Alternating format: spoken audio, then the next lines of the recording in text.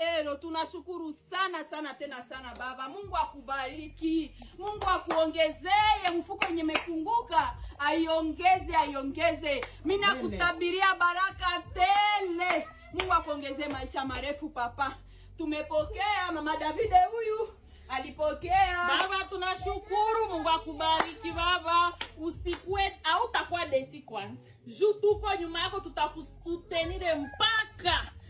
Banduku, mkwe nafama challenger za ukaka. Ni mtoto wetu hapa Goma. Ndio. Baba utakuwa desi.